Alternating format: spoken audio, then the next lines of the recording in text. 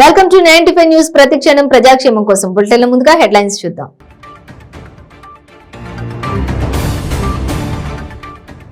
హైదరాబాద్ విజయవాడ హైవేపై పెరిగిన వాహనాల రద్దీ. విజయవాడ వైపు 9 ఎంట్రీలు, హైదరాబాద్ వైపు 5 ఎంట్రీలు ఓపెన్. బెజవాడలో అడుగుపెట్టిన క్యాసినో కింగ్ చికోటి ప్రవీణ్. 400 కోట్లు టార్గెట్ గా గన్నవరంలో జూద శిబిరానికి ఏర్పాట్లు. గూడూరు పట్టణంలో కనుమూరు హరిచంద్రారెడ్డి క్రికెట్ పోటీలు. మాస్టర్స్ క్రికెట్ లీగ్ పోటీలను ప్రారంభించిన మాజీ ఎమ్మెల్యే పాసం సునీల్ కుమార్. మెదక్ జిల్లా నర్సాపూర్ విద్యుత్ శాఖ ఏడీ కార్యాలయంలో రైతుల ఆందోళన. డీడీ కట్టినప్పటికీ ట్రాన్స్ఫార్మర్ మంజూరు చేయడం లేదని ఆవేదన. ఇక డీటెయిల్స్ చూస్తే సంక్రాంతి సందర్భంగా హైదరాబాద్ విజయవాడ హైవేపై పెరిగిన వాహనాల రద్దీ నిన్నటితో పోలిస్తే వాహనాల సంఖ్య రెట్టింపైంది. విజయవాడ వైపు 9 ఎంట్రీలను, హైదరాబాద్ వైపు 5 ఎంట్రీలను టోల్ ప్లాజా సిబ్బంది ఓపెన్ చేశారు.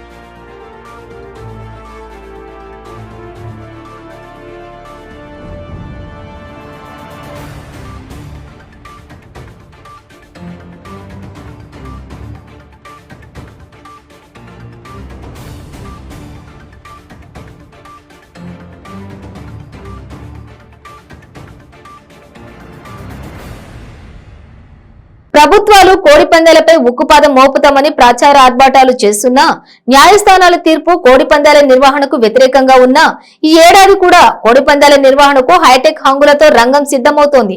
రాష్ట్రంలోనే పెద్ద బరుల్లో ఒకటిగా పేరుగాంచిన అంపవరం ఈ ఏడాది సంక్రాంతికి కోడి పందాల నిర్వహణకు అంగరంగ వైభవంగా ముస్తాబవుతోంది. ఈ సంవత్సరం ప్రతిరోజు 50,000కు పైగానే వీక్షకులు, పందెపు రాయళ్లు వచ్చేందుకు వీలుగా కృష్ణా జిల్లా గన్నవరం నియోజకవర్గం బాపులపాడు మండలం అంపాపురంలో 5 లక్షలకు పైగా వేసే కోడి పందాలను ప్రధాన బరిలో 3 నుండి 5 లక్షల వరకు, మరొకరి 5 నుండి 1 వరకు, 3 లక్షల వరకు వేరొక బరిలో వేస్లాగా 4 చిన్న బరులతో మొత్తం 5 బరులు సిద్ధమవుతున్నాయి. సంక్రాంతి 3 రోజుల్లో ప్రధాన బరిలోనే 100కు పైగా పందాలు వేసేలా నిర్వాహకులు చర్యలు చేపట్టారు. ఇక జూదాల నిర్వహణ హైదరాబాద్ నుండి వచ్చిన వారికి అప్పగించడంతో పాటు పేకాటకు ఒకవైపు, అందర్బహార్ లాంటి వాటికి మరోవైపు ప్రత్యేక ద్వారాల ద్వారా ప్రవేశానికి ఏర్పాట్లు చేశారు. కోడి పందాలు వీక్షించే వారికి, బరిలో కోళ్లను దించే వారికి విడివిడిగా చేతి ట్యాగ్ల లాంటి పాస్లు ఇస్తున్నారు. గ్యాలరీలో కూర్చున్న వాళ్లకు ఇబ్బంది లేకుండా ఫ్యాన్లు, కూలర్లు, ఏసీలను కూడా ఏర్పాటు చేస్తున్నారు. వీక్షకులకు ప్రధాన బరిలో జరిగే పందాలు కనబడేలా పెద్ద ఎత్తున స్క్రీన్లను బరికి 3 వైపులా ఏర్పాటు చేయనున్నారు. సంక్రాంతి సందడి మొదలైందో లేదో చీకటి సామ్రాజ్యంలో సిద్ధహస్తుడైన చీకోటి ప్రవీణ్ బెజవాడలో అడుగు పెట్టాడు. ఇంకేముంది, క్యాసినో సీన్ తెరపైకి వస్తుందనుకునే లోపే కథ మొత్తం బహిరంగమైంది. అయితే ఈసారి వెన్యూని గుడివాడ కాకుండా గన్నవరానికి మార్చాడు. బాపులపాడు మండలం అంపాపురంలో జాతీయ రహదారి పక్కనే 15 ఎకరాల విస్తీర్ణంలో కోడి పందాల శిబిరాలతో పాటు క్యాసినో నిర్వహణకు పెద్ద ఎత్తున ఏర్పాట్లు చేశారు.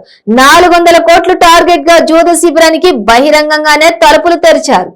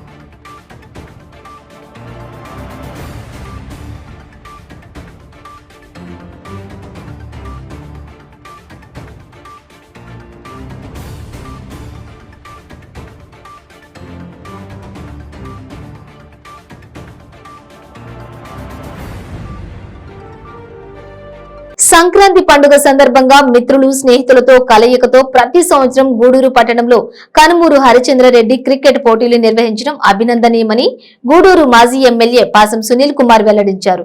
గూడూరు పట్టణంలోని మాస్టర్స్ క్రికెట్ లీగ్ పోటీలను మాజీ ఎమ్మెల్యే ప్రారంభించారు. గూడూరు పట్టణంలోని అల్లూరు ఆదిశేషారెడ్డి ప్రభుత్వ స్టేడియంలో కనుమూరు హరిచంద్రారెడ్డి చారిటబుల్ ట్రస్ట్ ఆధ్వర్యంలో మాస్టర్స్ క్రికెట్ లీగ్ పోటీలు నిర్వహించారు. ప్రారంభ కార్యక్రమానికి ముఖ్య అతిథిగా మాజీ ఎమ్మెల్యే పాసం సునీల్ కుమార్ హాజరయ్యారు. క్రీడాకారులకు శుభాకాంక్షలు తెలియజేసి పోటీలను ప్రారంభించారు.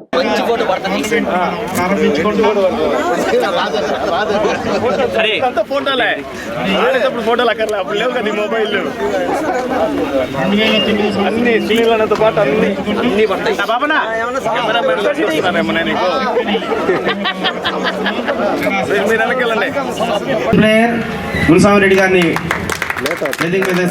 అదేవిధంగా ఈ యొక్క టోర్నమెంట్ ఆర్గనైజింగ్ సెక్రటరీ ఈ గ్రౌండ్ ని చక్కగా సారీ మిత్రులారా, ఆర్గనైజింగ్ కమిటీ నుంచి రజనీకాంత్ వేదిక మీదకి రావాల్సిందిగా కోరుతున్నాను. ఇప్పుడే మన కరీం చెప్పినట్టుగా 2009లో ఇద్దరు మిత్రుల మనసులో మెదిలినటువంటి ఒక ఆలోచన గత 15 ఏళ్ళు ఈ సంవత్సరంతో కూడా. అయితే అన్ఫార్చునేట్లీ పోయిన సంవత్సరం వానలు పడడం వల్ల మనం ఈ టోర్నమెంట్ జరుపుకోలేకపోయాము. కాబట్టి ఈ ఏడాదితో 14వ సంవత్సరం మరి మాస్టర్ కప్ని నిర్వహిస్తున్నాం అన్నట్టే దానికి మూల కారణం వాళ్ళిద్దరి మధ్యలో మెదిలినటువంటి ఆలోచన, మన చిన్న ఓటి నాగేశ్వరరావు. అలాగే దీన్ని ముందరకు తీసుకుపోయేదానికి అందరం సమిష్టిగా కృషి చేసి ప్రతి ఏటా కూడా పండగ పూట తమ ఇళ్లలో ఉండకుండా, తమ విలువైన కాలాన్ని తమ కుటుంబాలతో గడపకుండా మన గూడూరుకి మన మీద ప్రేమతో, అంతకన్నా క్రికెట్ అనే క్రీడ పట్ల మక్కువతో ఇక్కడికి వచ్చి పార్టిసిపేట్ చేస్తున్నటువంటి క్రీడాకారులందరికీ నేను పేరు పేరున ధన్యవాదాలు తెలియజేస్తున్నాను. Hats off to you. దానికి అసలు మాటలు లేవు. ఎందుకంటే ప్రతి పండగలో కూడా కుటుంబాలతో గడపడం, ఆ పండగని భోగి, సంక్రాంతి, కనుమ, ముక్కనుమ పేర్లతో మనం జరుపుకోవడం మన సంప్రదాయం.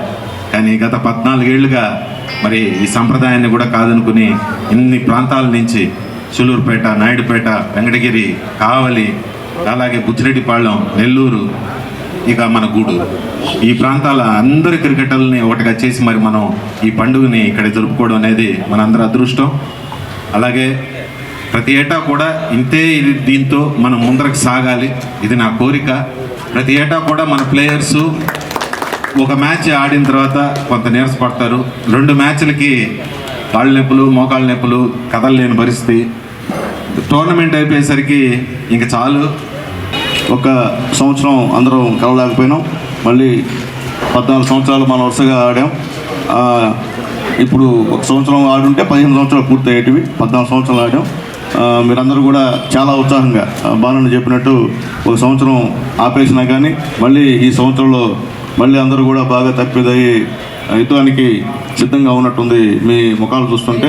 చాలా సంతోషం. ఇప్పుడే చెప్పారు 40 సంవత్సరాలు నిండిన వాళ్ళందరినీ కూడా. నేను చెప్పేది ఒకటే, 50 నుంచి 40 సంవత్సరాలు నిండినటువంటి తమ్ముళ్లకు, 50 నుంచి 55 సంవత్సరాలు ఉన్నటువంటి అన్నలకు, అలాగే వేదిక మీద అందరూ కూడా సంక్రాంతి శుభాకాంక్షలు. అంటే ఆలోచించండి, ఎవరు తమ్ముళ్ళు ఎవరు అన్నలో వయసు దాచుకున్నా తాగేది కాదు. కాబట్టి అందరూ కూడా ఈ వయసులో కొద్దిగా ఆడడం ఇబ్బందిగానే ఉంటుంది. అయినప్పటికీ మీరు అవన్నీ కూడా లెక్క చేయక మేము ఆడతాం, ఇంకా కూడా మా శరీరం ఫిట్గా ఉంది, మాకేం ఇబ్బంది లేదని వచ్చినందుకు చాలా సంతోషంగా ఉంది. అట్లాగే ఈ గూడూరులో మొట్టమొదట ఈ యొక్క క్రికెట్ టోర్నమెంట్ని స్టార్ట్ చేసింది మా నాగేశ్వరరావు, సుబ్రహ్మణ్యం. వీరిద్దరూ మనసులో ఉండిచ్చినటువంటి ఈ మాస్టర్ క్రికెట్ లీగ్ని అన్న హరిచంద్రన్న 14 సంవత్సరాలు జగదాటిగా కొనసాగించడం నిజంగా చాలా సంతోషం. అంటే హరిచంద్రన్న ఈ క్రికెట్కే కాదు, గూడూరుకు కూడా మంచి చేయాలంటే చేనిచ్చే పరిస్థితి కాదు ఈ గూడూరులో. అన్న ఏమని అనుకోని గూడూరు బాగుపడాలా, గూడూరులో ఒక మోడల్గా గూడూరు కార్పొరేషన్ను మున్సిపాలిటీను తీర్చిద్దాలంటే కూడా దానికి కూడా అడ్డం వేసేటువంటి మనుషులు ఉన్నారని చెప్పి నేను తెలియజేస్తున్నా. ఎందుకంటే మన ఊరు ఇది. ఇప్పుడే మా బావ చెప్పాడు, పార్టీలు ఉన్నా ఎవరే పార్టీ అయినా ఇక్కడికి వచ్చినప్పుడు అందరం ఒకే పార్టీ, క్రికెట్ పార్టీ మనది, వేరే పార్టీ కాదు. కాబట్టి అభివృద్ధి విషయంలో ఎవరు చేసినా, అది ఏ పార్టీ వాళ్ళు చేసినా అభివృద్ధి గూడూరు ప్రజలకి సొంతంగా ఎవరు చేసుకోరు, సెల్ఫ్ ఎవరు చేసుకోరు. ఎవరు చేసినా గూడూరు ప్రజలకి ఉపయోగపడేది. మెదక్ జిల్లా నర్సాపూర్ విద్యుత్ శాఖ ఏడీ కార్యాలయంలో పురుగుల మందు డబ్బాలతో రైతులు ఆందోళన చేశారు. బావుల దగ్గర ట్రాన్స్ఫార్మర్లు పెట్టట్లేదని వాపోయారు. డీడీ కట్టినప్పటికీ ట్రాన్స్ఫార్మర్ మంజూరు చేయడంలో విద్యుత్ అధికారులు నిర్లక్ష్యం వహిస్తున్నారని మండిపడ్డారు. ట్రాన్స్ఫార్మర్లు లేక పంటలు ఎండిపోతున్నాయని ఆవేదన వ్యక్తం చేశారు. ట్రాన్స్ఫార్మర్ ఏర్పాటు చేయకపోతే పురుగుల మందు తాగి ఆత్మహత్య చేసుకుంటామని హెచ్చరించారు. చిన్న కాలు మొత్తం ఏం పని చేయకుండా ట్రాన్స్ఫర్ ఇస్తారా లేకుంటే నాటకాలు బలంగా పెడతాం, నా పైన ఇస్తారా? నేను చెప్తున్నా, మర్యాదతో చెప్తున్నా. ఇప్పుడు ఏడీ గారు నేను గుడిసెలు ఉన్నా, ఇప్పుడు ఇక్కడ రాజా నేను నీకు న్యాయం చెప్తా అన్నాడు. ఏం న్యాయం చెప్తారో చెప్పాలి నాకు. ఏపీసీ ఉన్నాయి అంతనా, ఇప్పుడు కాదు 10-15 సంవత్సరాలు 20 సంవత్సరాల కింద తెచ్చి ఫిట్ చేసుకున్న ట్రాన్స్ఫార్మర్ తెరు చేసారు. సామి ఏమది, ఏడీ ఏమది, ఏఈ ఏమది, మీ ఇలాకారం మీకు నమస్కారం చేసి చెప్తారు. మాకేమో న్యాయం చేస్తారా? పోలీస్ ఎంక్వైరీ చేస్తారా? లేదు. ఇన్నాళ్ళ ట్రాన్స్ఫార్మర్ చెప్పా నేను చూపిస్తావా? మీ దొంగలు గారా, మీ దొంగలు గారా నేను చూపిస్తుందా? మాకు ట్రాన్స్ఫార్మర్ చేయరా? ఒక బిల్ కరెక్ట్ అట్టగా సార్ అవన్నీ నీతో మా ముంగటే చెప్పాదు. నీకు సార్ నమస్కారం అని కాళ్ళు అంతే. నువ్వు ఆఫీస్కి ఆఫీస్కి నాకేం నా మొన్న కరెంట్ పట్టుకొని కరెంట్ పట్టుకుని పిల్లలు ఏం కావాలి? వాడు ఏనా వాడు ఏనా ఇప్పుడు రమ్మంటున్నాను, రమ్మన్ ఏది కండక్టర్ రమ్మన్ చెప్పు. నువ్వు చెప్పు, నువ్వు పిలిపిస్తాను సార్. నీ మాట పిలిపి అదే పిలిపిస్తా. పిలిపి నాకు మాట్లాడే టైం ఇవ్వాలి కదా. ఇస్తా నల్గొండ జిల్లా నకరేకల్ పట్టణంలోని పోలీస్ స్టేషన్ ఆవరణలో నేషనల్ యూత్ డే సందర్భంగా లయన్స్ క్లబ్ పోలీస్ శాఖ ఆధ్వర్యంలో రక్తదాన శిబిరం నిర్వహించారు.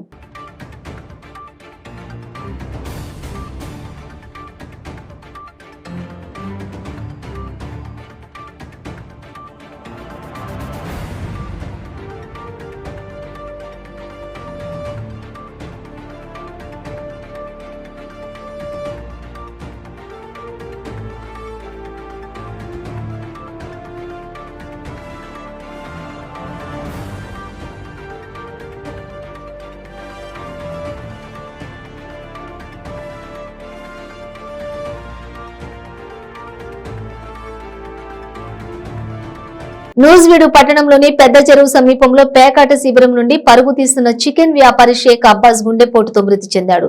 గుట్టు చప్పుడు కాకుండా నిర్వహిస్తున్న పేకాట శిబిరంపై పట్టణ పోలీసులు దాడులు నిర్వహించారు. పోలీసులను చూసి పేకాట రాయుళ్లు పరుగులు తీశారు. మృతుడు కూడా వారితో పాటు పరిగెడుతూ గుండెపోటు వచ్చి అక్కడికక్కడే కూలిపోయాడు. అతడిని పోలీసులు జీపులో నూజివీడు ఏరియా ప్రభుత్వ ఆసుపత్రికి తరలించారు.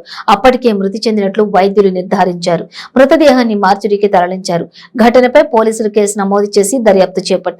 విషయం తెలుసుకున్న మృతుడి బంధువులు రాత్రి పోలీస్ స్టేషన్ ఎదుట ఆందోళన చేపట్టారు. పోలీసులు దాడి చేయడంతోనే అబ్బాస్ మృతి చెందినట్లు బంధువులు, కుటుంబ సభ్యులు ఆరోపిస్తున్నారు.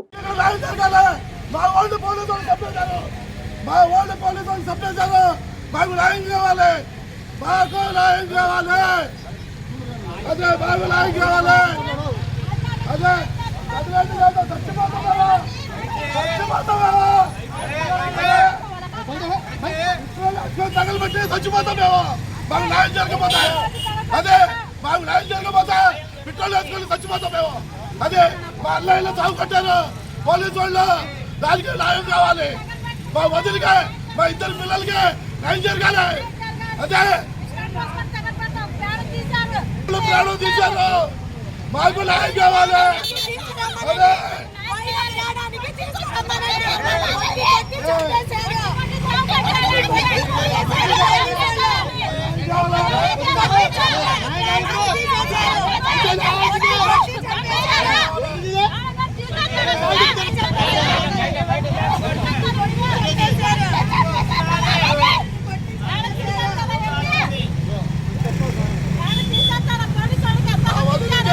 మా ఇద్దరు పిల్లలకి న్యాయం చేయాలి. మా అన్నయ్య చచ్చిపోయాడు. పోలీసులు కొట్టి చంపేశారు.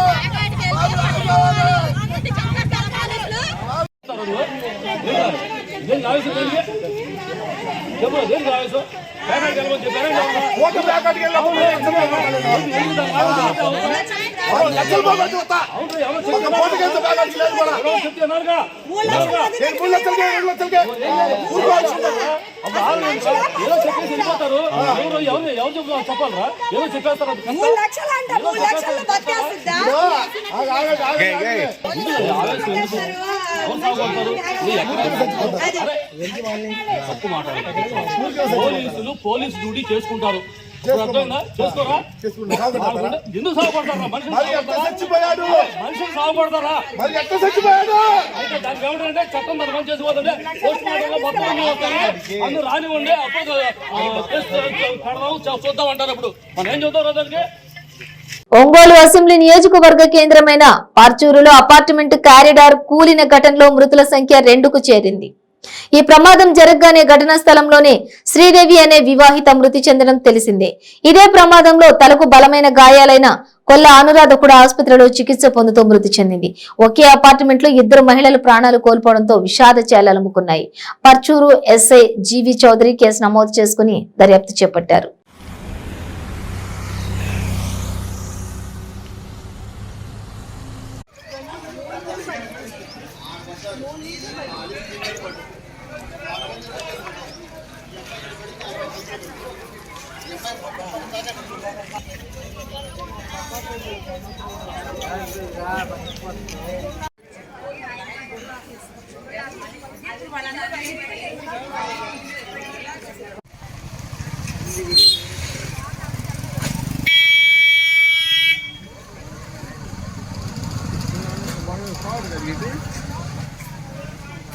జనసేన అధినేత పవన్ కళ్యాణ్ చేసిన వ్యాఖ్యలకు మంత్రి అమర్ కౌంటర్ ఇచ్చారు.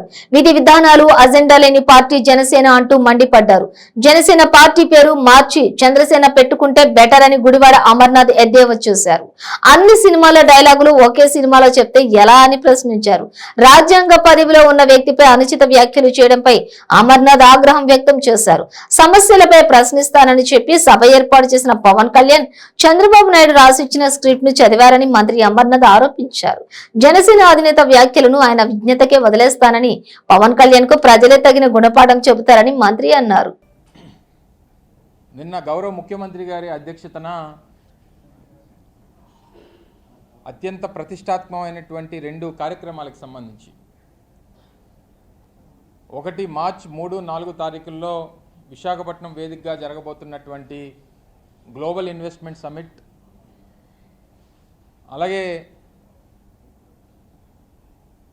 ఈసారి భారతదేశం హోస్ట్ చేస్తున్నటువంటి G20 సదస్సులకు సంబంధించి మార్చి 28, 29 విశాఖపట్నం వేదికగా జరగబోతున్నటువంటి ఆ కార్యక్రమానికి సంబంధించినటువంటి ఏర్పాట్లు, రాష్ట్ర ప్రభుత్వం చేయాల్సినటువంటి సన్నాహకాలు, ఇవన్నిటి మీద కూడా గౌరవ ముఖ్యమంత్రి గారి అధ్యక్షతన గ్రూప్ ఆఫ్ మినిస్టర్స్ కానీ లేదా సంబంధించినటువంటి అధికారులు కానీ అందరం కూడా దీని మీద ఒక సమావేశం ఏర్పాటు చేసుకోవడం జరిగింది. పెద్ద ఎత్తున రేపు ఇన్వెస్ట్మెంట్ సమిట్కి సంబంధించి పెద్ద ఎత్తున రాష్ట్రానికి పరిశ్రమలను తీసుకురావడం కోసం, ప్రపంచ స్థాయిలో ఆంధ్రప్రదేశ్ని మరొకసారి ప్రపంచ పటం మీద పెట్టేటువంటి దానికోసం ఈ ఇన్వెస్ట్మెంట్ సమిట్ అనేటువంటిది ఉపయోగపడుతుందని ప్రభుత్వం భావించి ముఖ్యమంత్రి గారి ఆదేశాల మేరకు ఈ కార్యక్రమాన్ని చేపట్టడం కూడా జరుగుతూ ఉంది. మార్చి 28, 29 G20 సదస్సు ఇన్ఫ్రాస్ట్రక్చర్ సంబంధించినటువంటి ఒక సబ్జెక్టు మీద విశాఖపట్నం వేదికగా ఈ 2 రోజుల పాటు సదస్సులు జరగబోతూ ఉన్నాయి. దాదాపు 45 దేశాలు G20కి సంబంధించి 45 దేశాలు ఇందులో పార్టిసిపేట్ చేయబోతూ ఉన్నాయి. అంటే G20 అంటే సహజంగా 20 దేశాలకు సంబంధించింది. ఒకటి యూరోపియన్ యూనియన్లో 26 దేశాలు ఉంటాయి కాబట్టి ఓవరాల్గా దీన్ని 45 దేశాలుగా 45 దేశాలకు సంబంధించినటువంటి ప్రతినిధులందరూ కూడా దాదాపు 250 మంది ప్రతినిధులు దీనికి హాజరు కాబోతూ ఉన్నారు. సో ప్రతిష్టాత్మకంగా దీన్ని కార్యక్రమాన్ని చేపట్టాలని పెద్ద ఎత్తున విశాఖపట్నాన్ని కూడా ఆంధ్రప్రదేశ్ని కూడా ఫోకస్ చేయాలని చెప్పి ముఖ్యమంత్రి గారు ఆదేశాలు ఇవ్వడం జరిగింది. తప్పకుండా ఈ కార్యక్రమానికి సంబంధించి క్యాపిటల్ సిటీలో జరగబోతుంటుంది కాబట్టి మార్చి 28, 29కి క్యాపిటల్ సిటీలో విశాఖపట్నంలో జరగబోతుంది కాబట్టి సో మరింత ప్రత్యేకతని ఈ ప్రాంతానికి తీసుకురావాలి, దీన్ని ఫోకస్ చేయాలి ప్రపంచ పటంలో. ఎందుకంటే ఆల్మోస్ట్ ఈ G20 దేశాలు ఓవరాల్ ప్రపంచ ఎకానమీలో 75% అనేటువంటిది ఈ G20 దేశాల నుంచి వస్తున్నటువంటి క్రమంలో, అంటే మేజర్ ఈ ప్రపంచాన్ని నడుపుతున్నటువంటి దేశాల్లో ఉన్నటువంటి ఈ G20 అంతా కూడా ఇందులో భాగస్వాములు కాబోతూ ఉన్నారు కాబట్టి సో తప్పకుండా ఇది ఒక గొప్ప అవకాశం మన రాష్ట్రానికి, మన ప్రాంతానికి, మరి ముఖ్యంగా విశాఖపట్నం ఇటువంటి గొప్ప కార్యక్రమాన్ని హోస్ట్ చేసేటువంటి దానికి అవకాశం వచ్చింది కాబట్టి సో ఎక్కడా కూడా కాంప్రమైజ్ కాకూడదు. సిటీ బ్యూటిఫికేషన్ కానీ, సిటీకి సంబంధించినటువంటి ఆ రోడ్స్ సంబంధించి కానీ, లేదా వాళ్ళకి షోకేస్ చేయాల్సినటువంటి ప్రాంతాల గురించి కానీ, వీటన్నిటికి సంబంధించి ఎక్కడా కూడా లా అండ్ ఆర్డర్కి సంబంధించి కానీ, వాళ్ళకి సెక్యూరిటీకి సంబంధించి కానీ అన్ని చిన్న చిన్న విషయాల దగ్గర నుంచి అన్నీ కూడా చాలా జాగ్రత్తలు తీసుకొని చేయమని చెప్పి ముఖ్యమంత్రి గారు ఆదేశాలు ఇవ్వడం జరిగింది.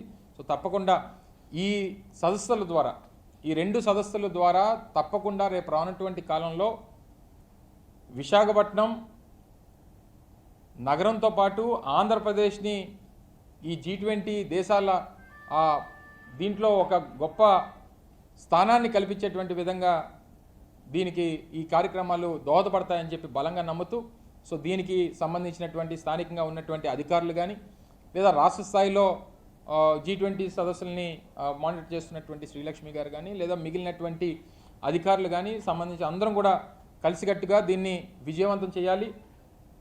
మార్చి 28, 29కి విశాఖపట్నం తాలూకు ఫోకస్ని ఈ 3, 4తో గ్లోబల్ ఇన్వెస్ట్మెంట్ సమిట్తో ఒక ఫోకస్ వస్తే మార్చి 28, 29 G20 సదస్సుల ద్వారా మరింత ఫోకస్ని విశాఖపట్నానికి తీసుకొచ్చేటువంటి విధంగా ఈ కార్యక్రమాలు చేపట్టమని చెప్పి ముఖ్యమంత్రి గారు ఆదేశాలు ఇవ్వడం జరిగింది. సో దీని అందరికీ కూడా మీ అందరి సహకారం, మీరు కూడా ఈ కార్యక్రమాన్ని ఫోకస్ చేసేటువంటి దాంట్లో మీ సహకారం కూడా కావాలని చెప్పి కూడా ఈ సందర్భంగా హృదయపూర్వకంగా కోరుకుంటా ఉన్నా. బులెటిన్ ముగించే ముందు హెడ్లైన్స్ మరోసారి.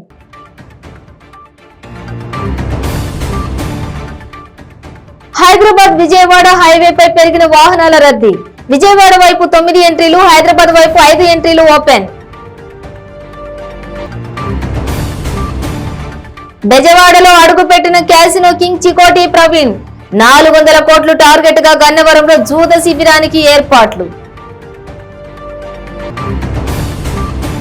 గూడూరు పట్టణంలో కనుమూరు హరిచంద్రారెడ్డి క్రికెట్ పోటీలు, మాస్టర్స్ క్రికెట్ లీగ్ పోటీలను ప్రారంభించిన మాజీ ఎమ్మెల్యే పాసం సునీల్ కుమార్. మెదక్ జిల్లా నర్సాపూర్ విద్యుత్ శాఖ ఏడీ కార్యాలయంలో రైతుల ఆందోళన. డీడీ కట్టినప్పటికీ ట్రాన్స్ఫార్మర్ మంజూరు చేయడం లేదని ఆవేదన. ఇవి బులెటిన్ డీటెయిల్స్. చూస్తూనే ఉండండి 95 న్యూస్.